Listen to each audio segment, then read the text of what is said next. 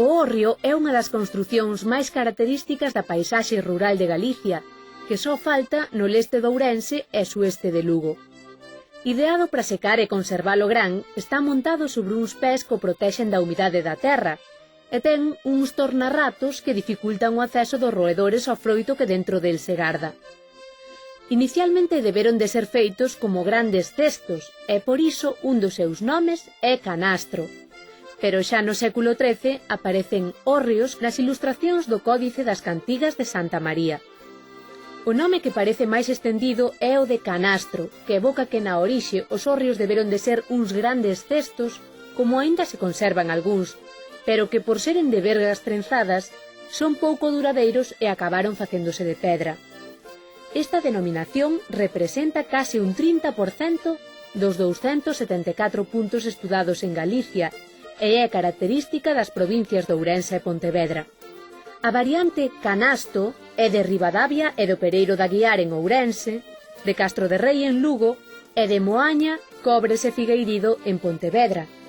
A segunda denominación máis frecuente, co 21%, é a de cabazo, coas variantes cabaceiro, cabaceira e cabeceiro.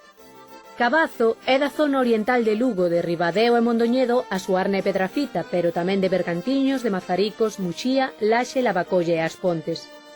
A variante cabaceiro é do centro de Galicia, sudoeste de Lugo, Carballedo, Oincio, Paradela, Begonte e Monterroso, do norte de Ourense, Ribadavia, o Carballiño, Maside, Punxín, Amoeiro, Oirixo, Cea, Macede e a Peroxa, e do sueste de Pontevedra, Crecente, mentres que no nordeste, Agolada, Rodeiro e na terra de Camba, dino en feminino, a cabaceira. Na Costa da Morte dise tamén con seseo, cabaso, cabaseiro. Forma esta que tamén podemos oír na Franqueira, concello da Cañiza. E en Razo e en Santa Comba dise simplemente cabás. En xeral, os hórreos galegos son de base rectangular, aínda que algúns canizos son de base circular, e na Fonsagrada son de base cadrada como en Asturias e outras partes de Europa. Mañá veremos máis nomes destes graneiros.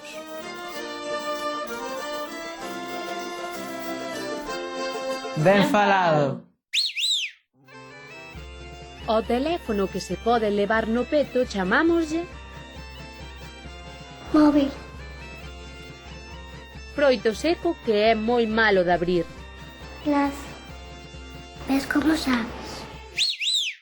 Cando na cidade din que gardan algo como ouro en pano, os labregos din que o gardan como o millo da semente. O millo que se garda para sementar é un valor estratégico porque é o que asegura que a familia o ano que ven poida seguir tendo pan.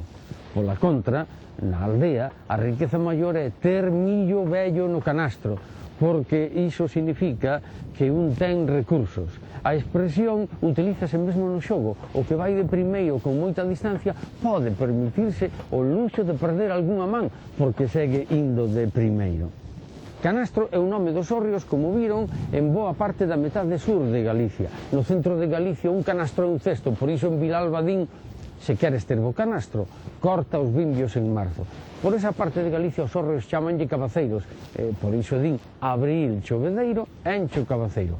É moi bonito que se saiba, tamén polos nomes que lle damos aos hórreos, de que parte de Galicia somos. Abur.